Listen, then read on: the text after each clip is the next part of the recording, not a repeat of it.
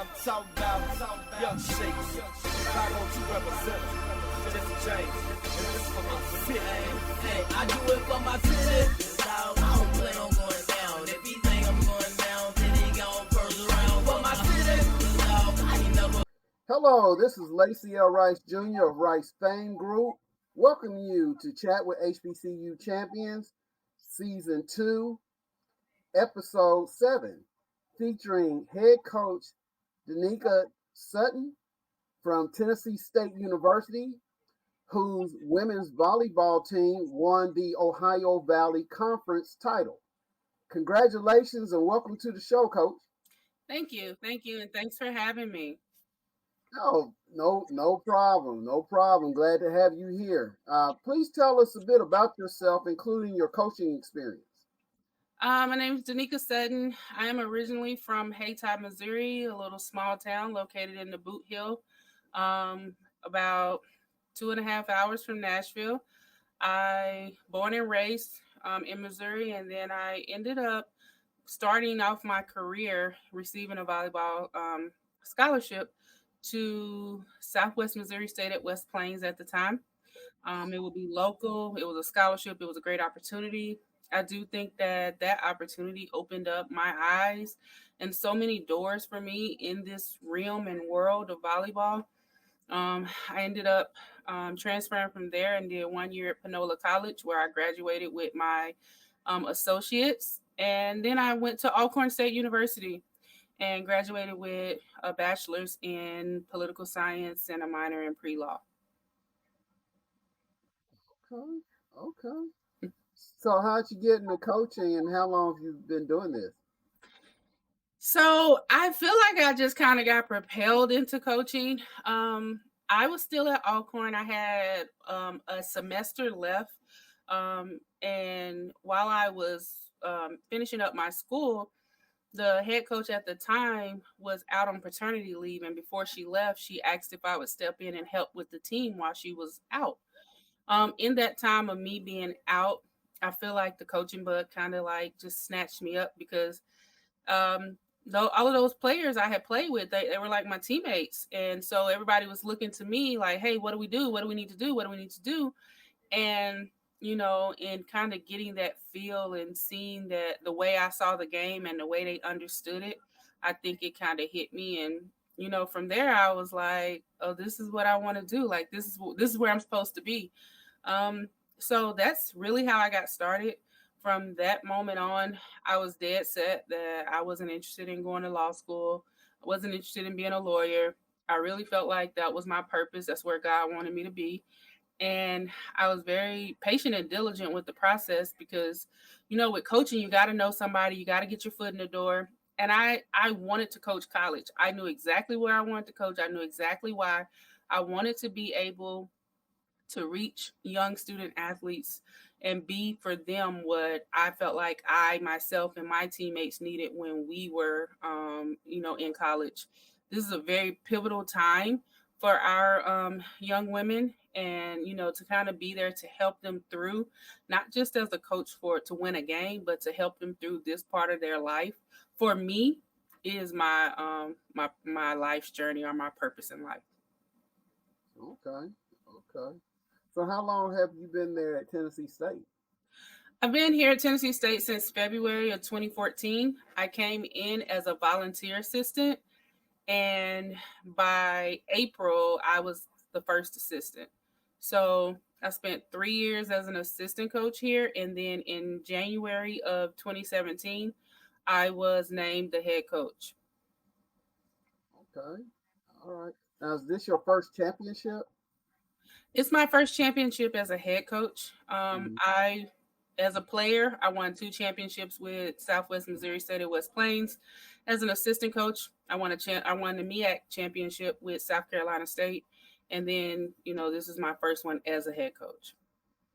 Oh, okay. So you know what it means and what it feels like to win. Correct, and it's important to know, like, it's a feeling, it's a process, it's a routine, and knowing it and feeling it and understanding what it takes from every single level, I think has helped me to get to this point and to be successful with this group. Okay. All right. Well, now you're in the Ohio Valley Conference, which is PWI conference. You're one of the few HBCUs that's in a PWI conference. So tell us a bit about that conference and the competition. Well, being in Ohio Valley Conference, it's highly competitive. We're mid major. We're considered a mid major conference. We have other schools such as Tennessee Tech, UT Martin, Morehead State, Southeast Missouri State, and then we have some new schools that have come along, like Lindenwood, Little Rock, as well as Southern Indiana. So it is highly competitive. It's great competition, but at the same time, though we are the only HBCU, I feel like it is our job as well as our duty to just to represent the university, but also to represent for the sport of volleyball. Okay. All right. So the competition is the competition there in that conference versus outside of the conference. How do you think that compares? Well, I think the competition is, like I said, it's highly competitive. I feel like it's been that way since 2014.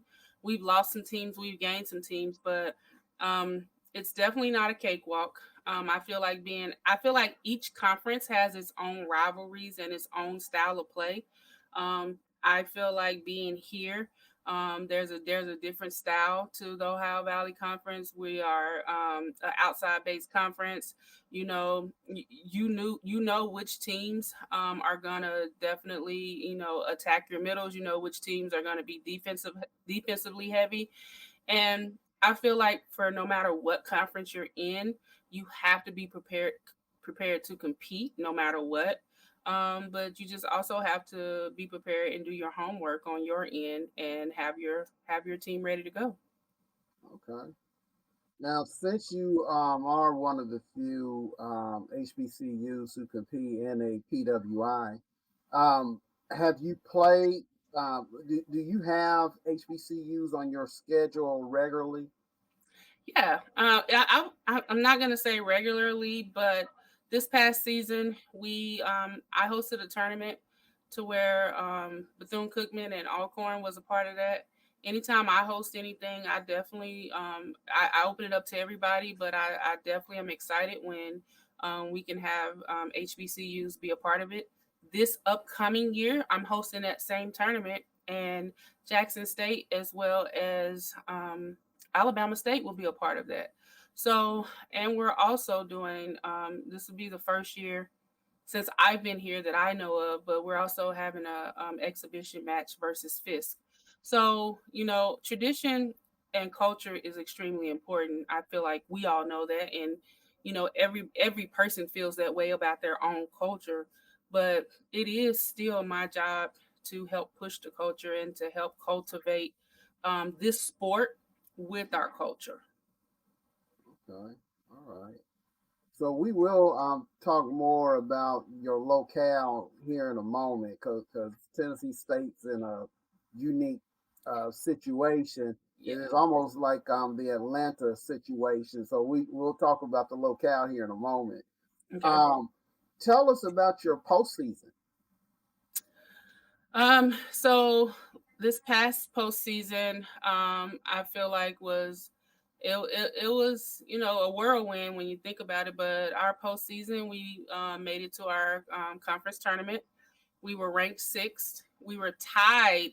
You would think it was a four-way tie for third place, and we pulled sixth out of that. I think that was just more fuel to the fire for our players to, want to go in and prove ourselves even more. Originally, we were picked to finish last in the conference, so using that as a carrot stick to continue to motivate them and make them understand and know their worth and to show everybody else their worth was definitely something that I did throughout the season.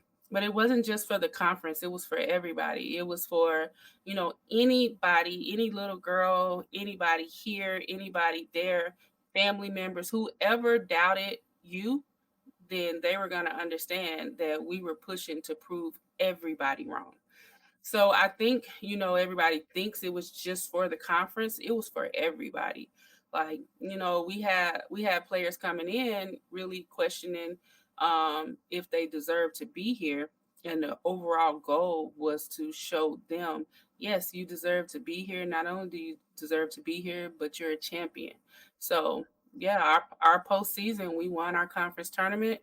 And we went into the first round of the NCAA tournament. Okay.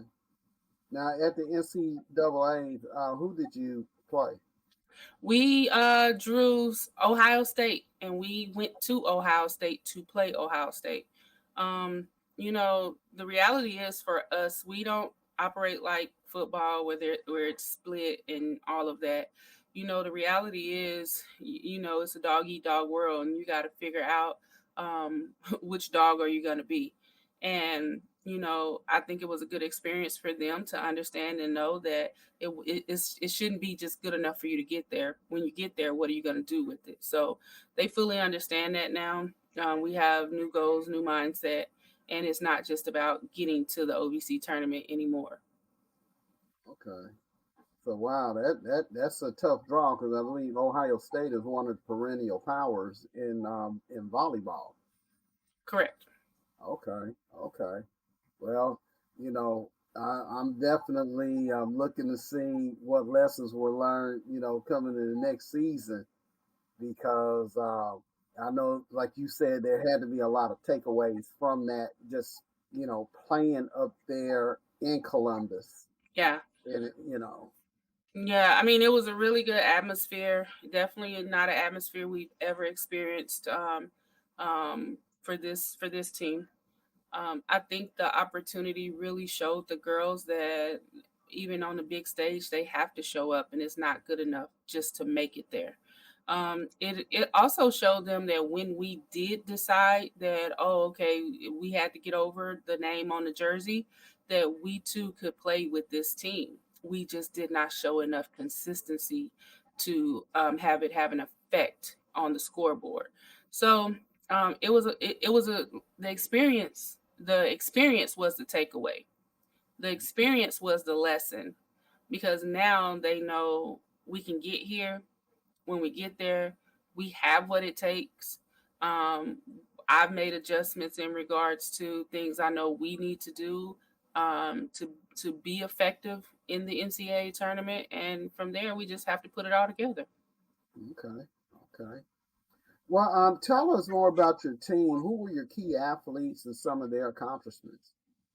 Well, my key athletes this season start off with Joanna Alcantara. She's a transfer coming in from Lindsey Wilson. And this kid legit came in and just shattered the record books for single season kills. She came in as an outside hitter for us, 6'1", from the Dominican Republic, and just so amazing, greatly humble, super coachable, but she was a great block, definitely offensive threat for us. And she really gave us what I feel like we've been missing on that outside for so long, and that was 100% a closer. We had Kennedy Davis, who's also a transfer coming in from Western Illinois, 6'2" middle. Kennedy's a kid that I recruited out of high school, and it didn't work out then. She ended up going closer to home, but to have her here now, I think is perfect timing. And this is how it was supposed to happen because Kennedy 100% was one of the most important factors in our OVC run. Extremely competitive, 100% dynamic, came in as an offensive threat for us in the middle and was like, that's not good enough. I need to work on this defense, what I need to do. She ended up having, I think, 11 blocks in our quarterfinals of the OVC, which is something that, at the beginning of the season, I don't think that she would have pushed herself to do. And then we have Sophia Garcia Guerreros, who was a senior setter for us. Because she's been here 4 years. She's led this program, extremely smart, kid graduated the next day after we played Ohio State. So she played Ohio State at 6 o'clock. She was on a plane at 5 a.m. in the morning getting back to Nashville for her graduation. She graduated top of her class. So, having key players like that, yeah, we're definitely going to miss them. And then, more importantly, I haven't even talked about Carla Budal or Gina Rivera Ortiz, my two DS liberos in the backcourt. They pretty much allowed us to have a solid lockdown defense the last 2 years. And because of that, that's why our hitters were so successful. And Sophia was so successful in being able to dish that ball out. Okay. Okay. Now, for those of us who are volleyball illiterate, what's a libero? The libero is basically the defensive captain on the floor. She's the player who wears the different color jersey. She gets to play all the way around, but she never crosses the line to go to the front row. So she's going in. So let's say Kennedy Davis is playing as a middle in the front row. She has 3 rotations. Once she gets to that 4th rotation to come back and serve, then the libero then takes her spot and Kennedy comes out. So when it's time for Kennedy to go back in, Kennedy goes back in and the libero now takes the other middle spot and they come out. So they have to come off for one play. So one of the middles have to serve for themselves, but the libero, it pretty much gives you an insulated defensive player on the court 99% of the time. Okay. Well, thank you very much for that explanation. No problem. Yeah. So did any of them make all conference? Oh yeah. So Kennedy Davis made the OVC second team all conference, and Gina Rivera Ortiz and Joanna Alcantara made first team. At the tournament,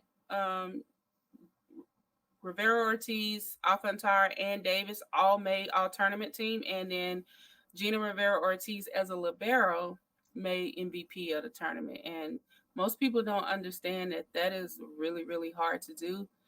So for her to have made that accomplishment is really huge. Okay. Okay. Yeah, and it was funny you mentioned that one of your stars was transfer from Lindsey Wilson because I used to be assistant commissioner in the Mid South Conference. Okay. So most people probably do not realize Lindsey Wilson is the NAIA program. Yes. But is also one of the top pro. It's dominated the Mid South for several years. Yeah. And so, yeah.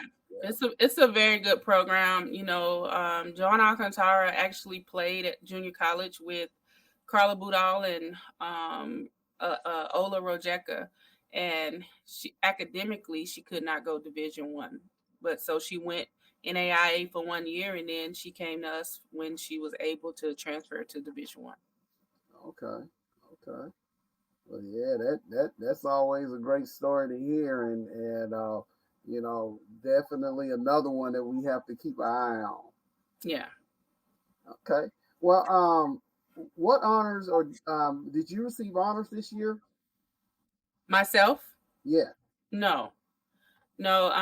For coaches, there's only coach of the year for the season. There is no anything else in that area, but no. Okay, so all right, so they didn't wait till after the tournament ended. Yeah, no, it's fine. I mean, realistically, you know how it is as a coach. When your team is winning, then it's the team that won. But when they're losing, it's your loss. So I feel like as a coach, you pretty much the material awards shouldn't be something that you're looking for, especially as a coach, because you'll be disappointed more times than a few. So yeah, that's not even something that I'm even focused on. Okay, all right.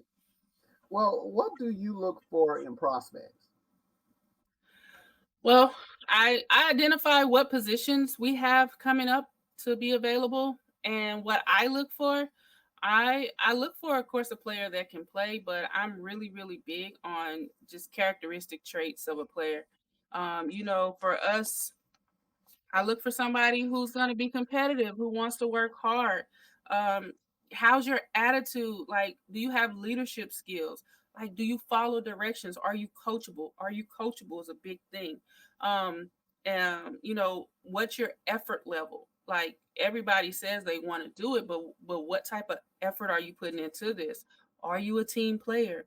Like, what's your IQ? And I'm legit. This is our evaluation sheet I'm looking at. This is what's on our evaluation when you get here. So these are all the things that this is just one section, our cognitive skills section.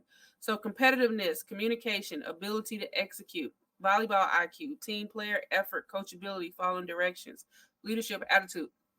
These cognitive skills is realistically what keeps you here. Your athletic ability will get you here, but the cognitive skills are the key core things that keeps a player in a program and they're successful.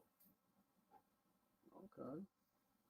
Well, I'm not going to mention any other coaches' names, but I think it was one of your friends who was at a different program a few years ago.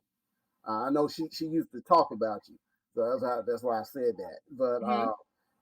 one of the things that you mentioned, the communications part, now that you said that, what she kept telling me made a lot of sense because she took over a program that had been perennially the doormat of the conference. Okay. And so she had actually won championships. She had been to the NCAA many Mm-hmm. times. Okay. And actually she went to the NAIA the one Mm-hmm. year that she coached there. And so she was bringing a new mindset. And when I covered their game, that was the one thing she kept hammering into them. You got to talk out there. You got to talk out there. You got to talk out there.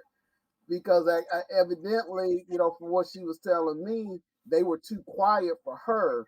They weren't communicating enough, so they were making a lot of errors.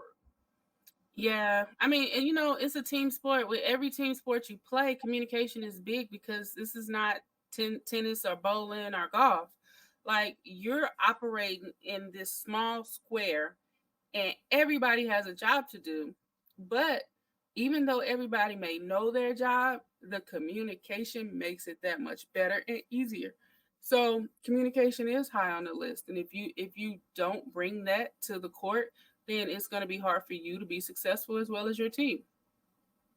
Right, right. Well, thank you very much for explaining that, and hopefully someone will listen who will think that they will fit that mold for you, and contact you.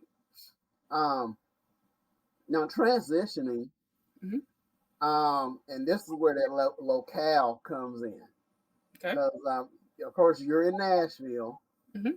and there are three HBCUs. Well, actually, there are four HBCUs in Nashville. With, of course, Fisk you mentioned earlier, Meharry, and then I forgot the Bible college, but there's a Bible college. ABC. Yes, Mm-hmm. and so that kind of reminded me. That's why I mentioned Atlanta because, of course, in Atlanta you have Morehouse, Spelman, Clark, Atlanta, Yeah. Morris Brown, and, AUC. and so, Yeah. and I don't think many people realize, at least people who I talk to in the HBCU world, they don't really realize um, that what Nashville has as far as HBCUs. It's not considered to be like in Atlanta or, like I said, some of these other places, Dallas and some other places. So, but Nashville brings it. You know, Nashville is so underrated as a city, period. Not even just HBCUs. It's so underrated. And every time I bring a recruit here, they are so blown away and wowed by everything that Nashville has to offer. They're wowed by, you know, we have a university 2 blocks away and then another one right across the street. And then there's Vanderbilt. Oh, wait. Then there's Belmont. Oh, wait, on the other side of that is Lipscomb. Like it they're not, everybody has this picture in their head of what Nashville is: country music, cowboy boots, and hats. And when they get here, they're like, wait, what? What's going on here? Like, I think we've had 4 recruiting visits this spring alone. I've been doing this for 9 years now here. And my whole motto was, we recruited top tier athletes to South Carolina State. If I can recruit you to Orangeburg, South Carolina, when I got to Nashville, I was like, oh yeah, yeah, we good. Because what I did in the process of creating the recruiting visits, I started to figure out key points of each area of Nashville. And on that visit, I wanted to make sure all the recruits got a chance to see truly what Nashville is to us, people that live here, not the tourist. So, for the HBCU movement, Nashville, of course, I feel like will always be, at the top of the list, because we have that bond. Like we are all so close. Like I said, there are things that for us in this sport that we have to push the culture with, and I feel like we're doing that. But Nashville is a very great city. We have so much to offer from an HBCU standpoint. We are thriving. I mean, we haven't even got into the fact of Meharry being a medical university, and how many, realistically, Black doctors it produces a year. So, yeah, I mean, this is, to me, I love the location, not just because it's a city, not just because it's Nashville. I think that there's so much you can feed from. And the students here don't feel like they're just at Tennessee State. They can go and hang out with students from Fisk, or, they may meet somebody from Meharry, or they may go over and hang out at Vandy.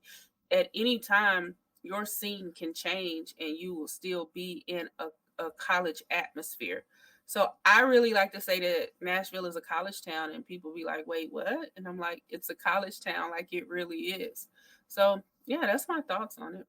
Yeah, I mean, because one of my best friends graduated from Tennessee State, and I mean, who he went to graduate school at Meharry. Okay. And so he's an alum of both schools. But the funny thing is, especially, like you just mentioned the locale, how close everything is. Um, so, and I'm about to name drop. Okay. Matthew Knowles, Beyonce's daddy, graduated from Fisk. Okay. And it was so funny because I used to do some work for him. Okay. And so I mentioned him to my friend who was working at Kentucky State, Mm-hmm. and because he did concerts at Kentucky State, and when we started talking, he told me to ask Matthew, hey, ask him if he knows a guy named such and such. And I did, and boom, it was like, oh yeah, we used to play basketball together against each Mm-hmm. other and together out there, and like I said, it was because of that closeness, Tennessee State, Meharry, and Mm-hmm. Fisk, that these guys knew each other, and that it worked out for Kentucky State, that relationship. But I know students now, relatives and others. They're talking about graduating from Tennessee State this year, enrolling at Meharry, and so that's great to have that family, that HBCU family there, because a lot of campuses, actually most campuses, do not have any type of relationship like that. I mean, when you look at the fact that Oprah's coming back to do the graduation commencement speech, and she was a graduate of Tennessee State here. Her dad never left Nashville. When I first moved here, and I moved in with my friend for about a year and a half. Her dad lived like 3 houses down. And he, like just a normal life. Like, I think Nashville gives that to people. It gives you that normalcy, like, hey, you don't have to feel like you have to live behind a gated fence or a wall or whatever. Like, it's just, I like to call it. It has the big city feel with the small town comfort. Okay. Well, since you mentioned that, one of the one aspect of Tennessee State is that it's also one of the largest HBCUs, Yeah, it is. and it does offer a lot. What are some of the major programs there, and what programs do your athletes tend to take? I mean, I feel like at this point, we've probably had somebody from every department, but right now, I know for sure we have psychology majors, I have biology majors, physical therapy. I have three mass communication majors. There is not a major that I don't think we've had a student athlete touch, maybe other than nursing, only because of the hours that go into that, and being able to do nursing as well as be a student athlete at the same time. But I actually have a libero coming in this season, and she is a recipient of the Levi Watkins Scholarship, and she's going into dentistry. This will be my first time ever having a player that is looking to go into dentistry. I don't know how it's going to work, but I said, hey, we're going to figure it out, and we just going to go through it together. But you know the goal as a coach is to help these student athletes reach their goal. In the process, you coming together to find a common goal and play together. And whatever their dream is, whatever their intended major is, you want to help support that. They're going to have to work that job for the rest of their life. So I tell them all the time, think wisely. It does not have to be a quick decision. If you don't know, take your time, because you need to be happy in making that decision. Right. And Tennessee State does offer a lot. I'm currently in the in one of the doctoral programs, and I was just blown away with the student emails that I received talking about all the different programs there, different opportunities for students, Yeah. things with the FBI, and Mm-hmm. I think, if I'm not mistaken, Tennessee State has an aviation program, and it's just a lot that I think anyone who wants to go to a big city, attend a top tier HBCU academically, and have a wide range of majors to choose from, Tennessee State has to be at the top of that list. I agree. I When I came here and everybody was like, "Well, how's the school?" And I'm like, "What do you mean? It's fine." Like, I went to school in the SWAC. I coached in the MEAC, and now here I am in the OVC. I legit touched every HBCU on the Division 1 level. And I tell people all the time, like, I personally don't think Tennessee State gets enough recognition. It is just as pristine. It is just as valuable. It has great resources, a campus life, location. It has all of those things that Howard has, that A&T has.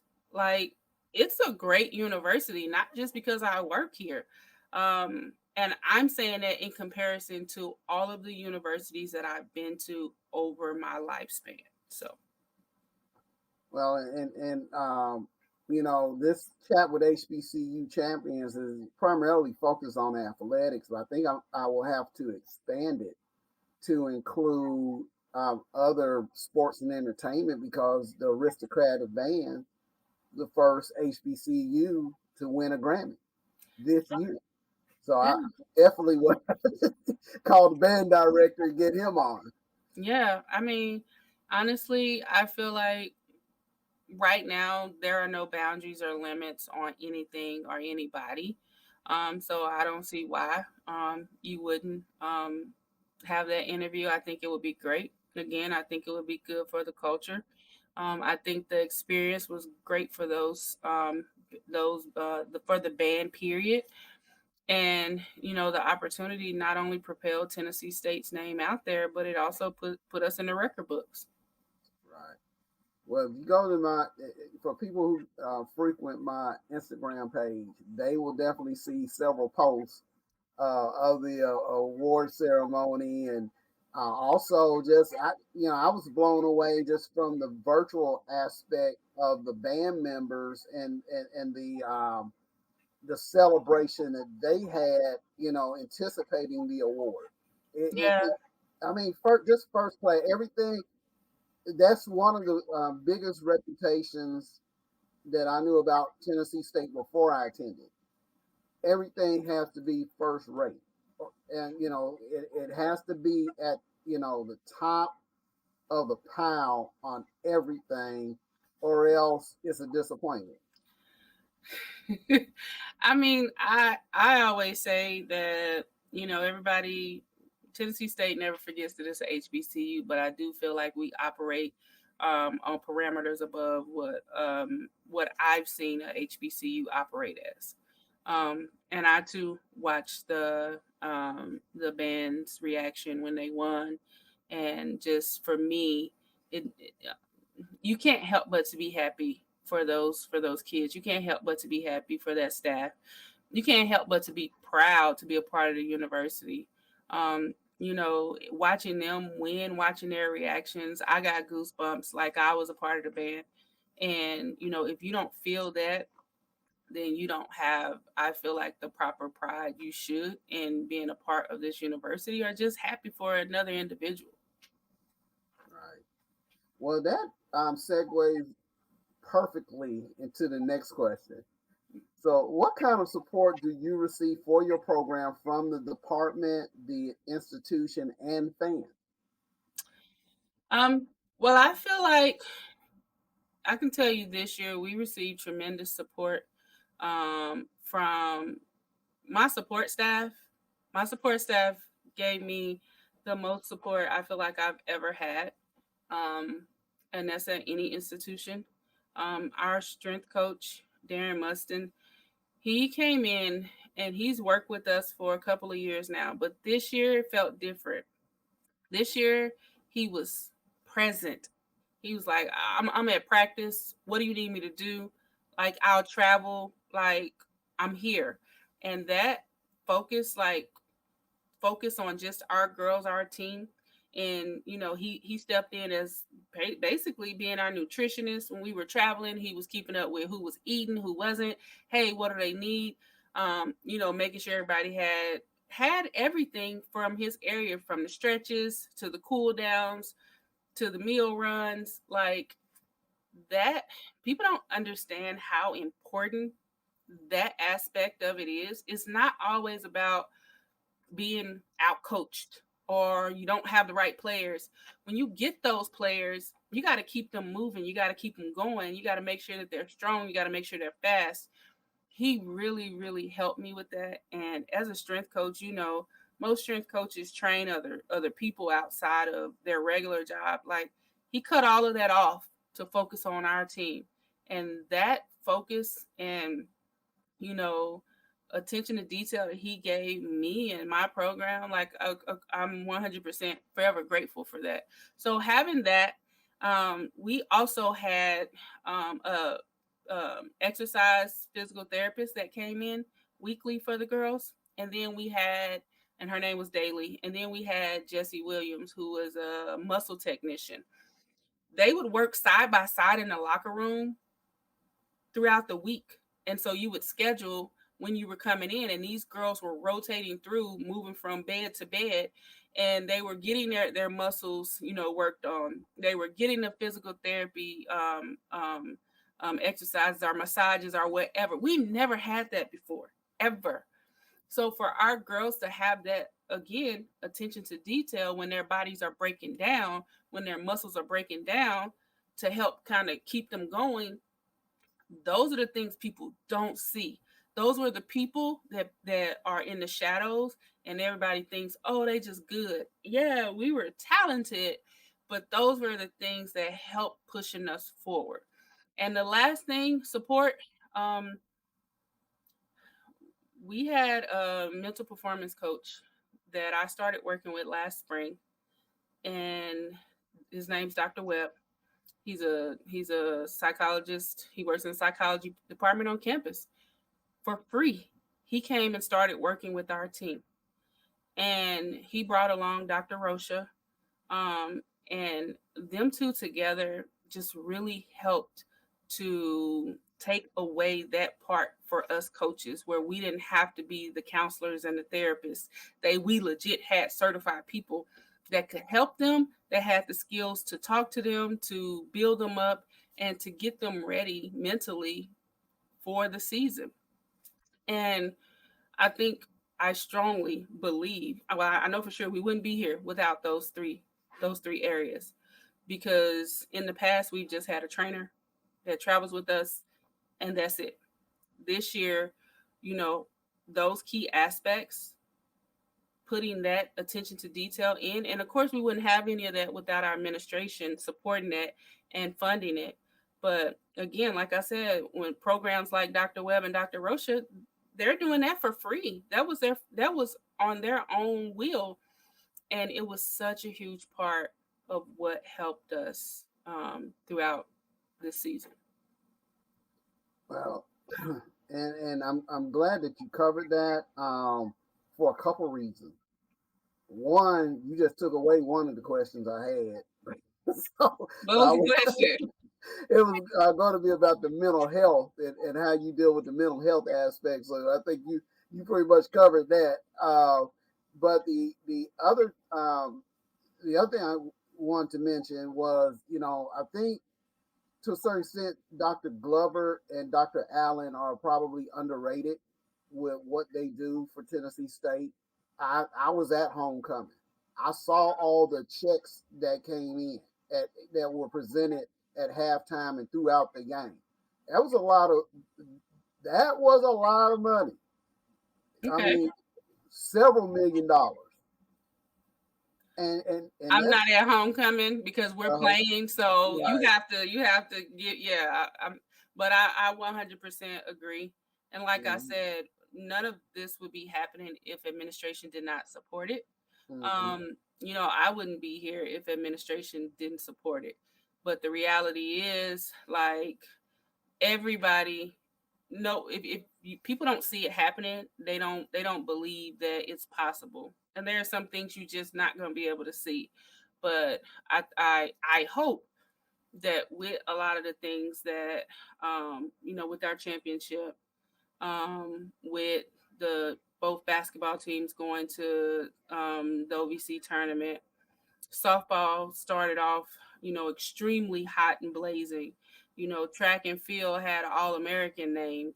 Like, academics itself, I super and tennis has also had a great season. Athletics, to me, I feel like is growing tremendously, and again, all of that comes from the support and the leadership. Well, and what you did was kind of blow up an argument that was made. It kind of made HBCUs look a certain way to people outside of our universe. Uh-huh. That narrative that well, HBCUs don't have this and they don't have that, and well, you can't label all HBCUs the same. No, And you can't. And you have to figure out how to be resourceful. There are some schools that are not HBCUs that don't have some of the things we have. The reality is, I could tell you that we stretched ourselves to get that physical therapist, that the exercise therapist, and to get the muscle technician. So there was no way we were going to have money to be able to pay two doctors to come in and work with our girls mentally. But again, you build relationships, you figure out how to utilize your resources, and you figure out how they can better help and suit your team. But that's something that I think people have to do individually, because you know what's happening in basketball, I'm not over there saying, "Hey, what y'all doing? What y'all doing over here?" You know what I mean? Like, I have to really figure out what's going to work for my team and figure out how I can get that here and keep it and help move the program forward. Right. And that's one of the things I've been hammering in with several people, that one of the fallacies of the arguments that people use when talking about resources at HBCUs is that they want to compare HBCUs to Power Five. And it's like, Tennessee State is not a Power Five. You cannot compare Tennessee State to UT. You have to compare Tennessee State to a Morehead State or Eastern Kentucky University, or some other comparative school. And then once you do that, then how does it look then? Are they struggling the same way that the Yeah, HBCUs are struggling? yeah. I don't.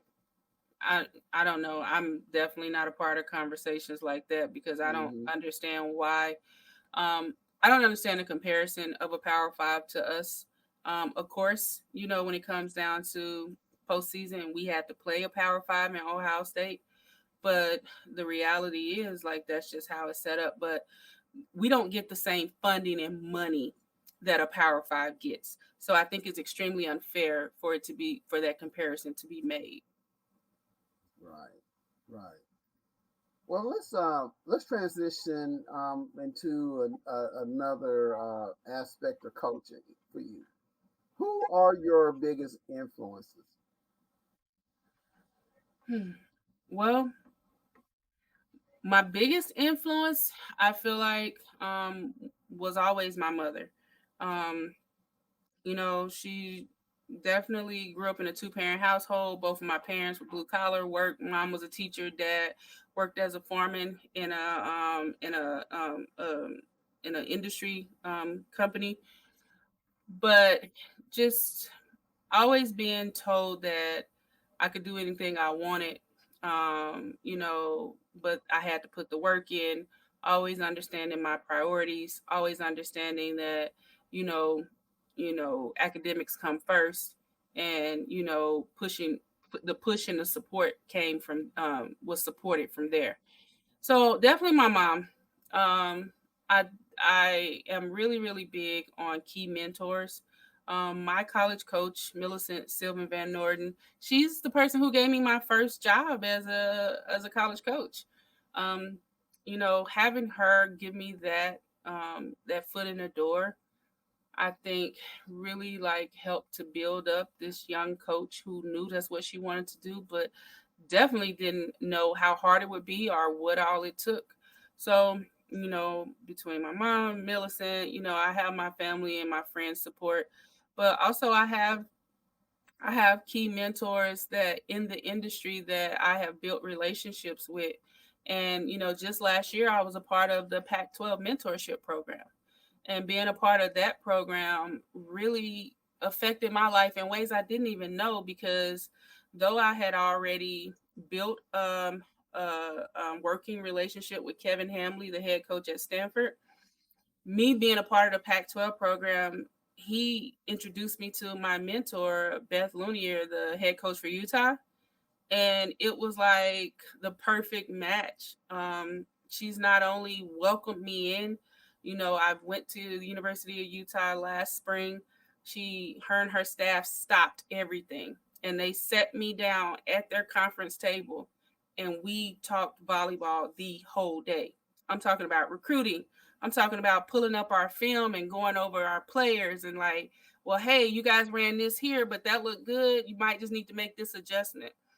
um, you know, to me and her talking more in depth in regards to management and administrative things. Like the knowledge that I've received from being a part of that program, I feel like has been so instrumental in a part of the success for this program. But the biggest influence I've had in the past since COVID, and you would probably be excited to hear this. The biggest influence I've had since COVID is my small coaches group that um, I feel like we kind of mended together. Three of those coaches are HBCU coaches, and one of them is a Power Five coach. And when you have your core group that you can you can turn to and just, hey, I can text them right now and be like, hey, what do you got? Has anybody seen this? Like, what's going on with compliance? And we have those conversations outside of this university or this program. And, you get different feedback or, hey, what do you guys think about this if you had a player who did this? It's never anything direct or personal, but it's very, very surface based. But you get wholehearted answers, and it's the real love and support you need. So when we talk about, chatting for HBCU champions, I'm a champion because of those coaches who supported me for the past 2.5, 3 years. And we built up this rapport to where we can talk about, hey, how do you guys do your scouting reports? Hey, what are you guys doing? What are your kids doing in the summer? What do your summer workouts look like? Like those type of conversations are the conversations that not many coaches talk about. And I would be remiss if I didn't highlight them, because they helped pull me up. Not only pull me up, but they helped support me when I felt like I was probably at my weakest. So those are the important relationships. That's your backbone. That's the group that's gonna always be there for you. And yeah. Okay. Well, as we get ready to wind down, this is your opportunity to give anyone who you want to shout outs. Ooh. I feel like I just did that with my coaches group. Um, but no, just definitely I feel like the most important people that have been super effective in my life. Of course, first and foremost, thanking God for everything, for, just this journey, this process. I know He is the one who keeps me here and, keeps me going. But my family, my friends, my staff, like I said earlier, but my coaching staff, Vic Mari, Michaela, we have Maya as our volunteer assistant who's come on and been, a great addition for us. And then my support staff, like everybody in my support staff has been amazing. And then my managers, this year we've had the most managers ever. We had 5, and they've all come in, helped out, and been a huge intricate part of this for us. Um, and then, we have my administration, Dr. Allen. I have my supervisor, Jennifer Bell, and, just all of the other intricate parts to the university that has helped to propel us forward. Where we got, Andre Bean, who helped get the students in the gym for us during our games, to just Mr. G and parking, like seeing your coworkers show up to your games every game, and they're in those stands supporting you and can tell you about each play. Like that was big stuff for us, and we had that happen a lot. Airmark, they've supported us tremendously. Um, and then, like I said, like the other HBCUs, I root for them just as hard. And without the support of those coaches that have really like pushed and propelled and helped me, from my mentor Millicent, to we have Aisha Ambler. She's really one of my best friends, but she's assistant coach at Florida, and we swap information all the time. Like, hey, what are you guys doing for this? How's recruiting going? Where are you going? And being able to kind of measure yourself with a Power Five and know that you're doing all the same things a Power Five is doing, it kind of lets me know that we're on track. People might not see that, but I know that we're on track. Um, so Aisha Ambler, Brittany Williams is the head coach at Bethune. Melissa Page, who is the now new head coach at South Carolina State, and I actually coached Melissa when she was at South Carolina State.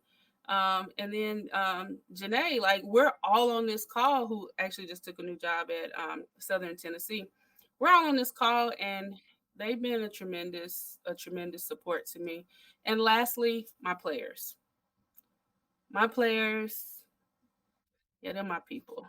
Like I legit feel like the connections that I have with them, they don't just go out there and work hard for themselves. Like, they're legit trying to prove to me that, you know, what I'm putting into them, they definitely understand it and they appreciate it. So, yeah.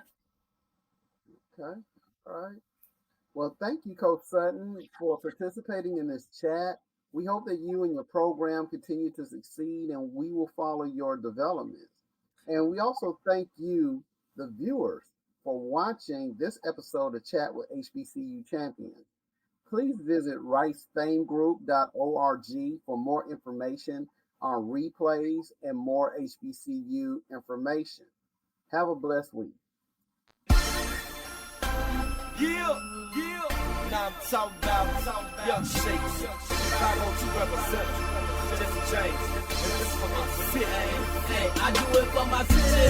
Dog, I don't plan on going down. If he think I'm going down, then he gone first round. For my city, dog, I ain't never been a jumpin'. If he thinking I'm a jump, watch him get his head lumped. For my city, dog, I don't plan on going down. If he think I'm going down, then he gone first round. For my city, dog, I ain't never been a jumpin'. If he thinking I'm a jump, watch him get his head lumped. For my city, cause I feel like I love her so much, like I owe her so much, but supplying her touch, I will always respect her, I will never neglect her. Bet you hear her naming like every one of my records. No, I'm not stunting, ain't no future in your frontin', right? Gotta get this money, watch me get it all night. Planet flying top flight, higher than space stations. That's why I gotta grind, cause I need it and I hate waiting.